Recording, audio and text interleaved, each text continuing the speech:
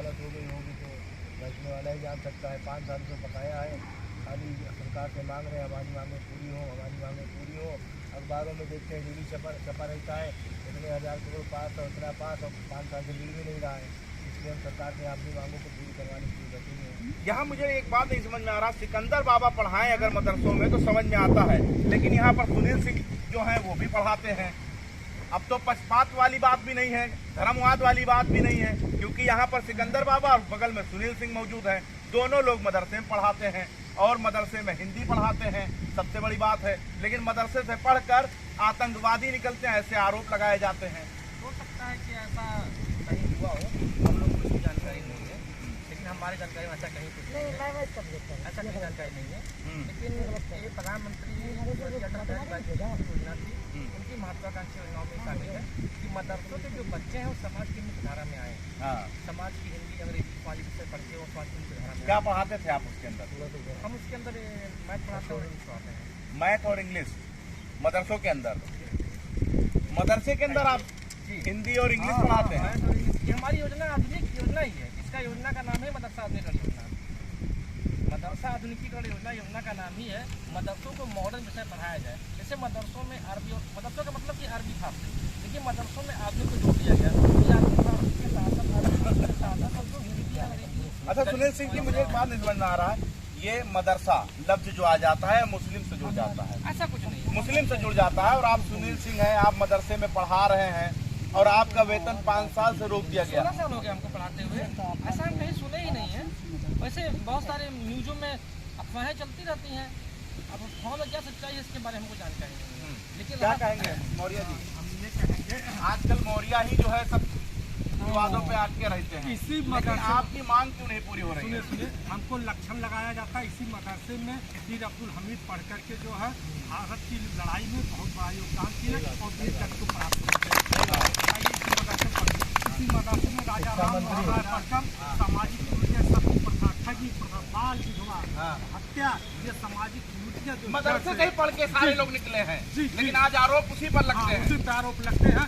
पढ़ करके जो है भारत और पढ़ाता कौन है? आपका नाम क्या है? श्याम बिहारी। श्याम बिहारी जो है मदरसे में पढ़ाते हैं। आधुनिकीकरण के अंतर्गत हम लोग ये 92 से जो लागू हुआ आधुनिकीकरण, अटल बिहारी वाजपेयी की योजना है, है ना?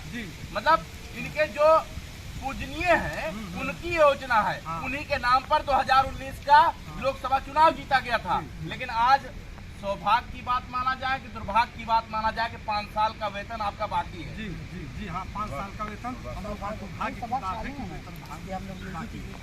आरोप लगाते हैं कि यहाँ से आतंकवादी पढ़ के निकलते हैं। तो वही तो मैं उदाहरण दे रहा हूँ। वीर अब्दुल हमीद भी मदरसे से पढ़े थे और राजा राम मोहन राम पढ़े थे। इल्तुतमिश की पुत्री रजिया बेगम बानो भी पढ़ करके दिल्ली सल्तनत की तस्वीर को बदल दी थी, बताइए। और ये मुंशी प्रेमचंद पढ़ करके, स्वामी प्रसाद जी, डॉक्टर राजेंद्र प्रसाद जो है वो भी डॉक्टर राजेंद्र प्रसाद पढ़े थे और राष्ट्रपति, प्रथम राष्ट्रपति थे, पढ़े थे।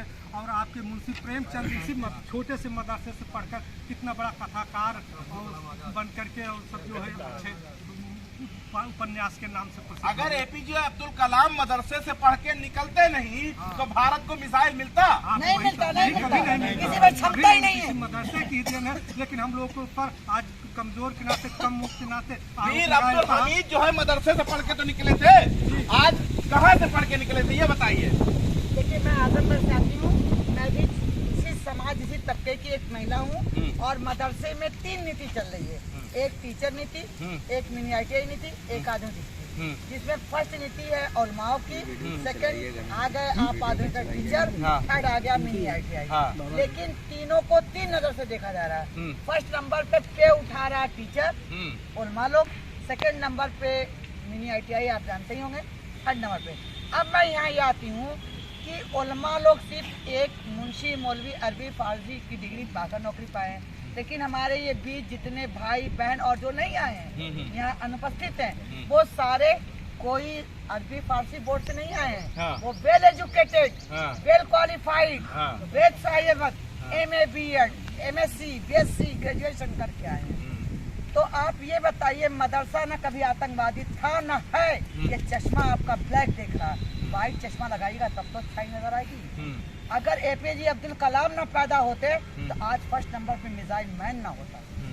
वो हमारे कहवारे का था। फख्र करती हूँ मैं उस समाज की हूँ, उस समाज की महिला हूँ, उस समाज में पैदा हुई हूँ। फख्र करती हूँ अपने भाई बहनों पे कि अल्पसंख्यक समाज की हूँ। और फख्र करती हूँ वीर अब्दुल हमीद के उससे जो गए।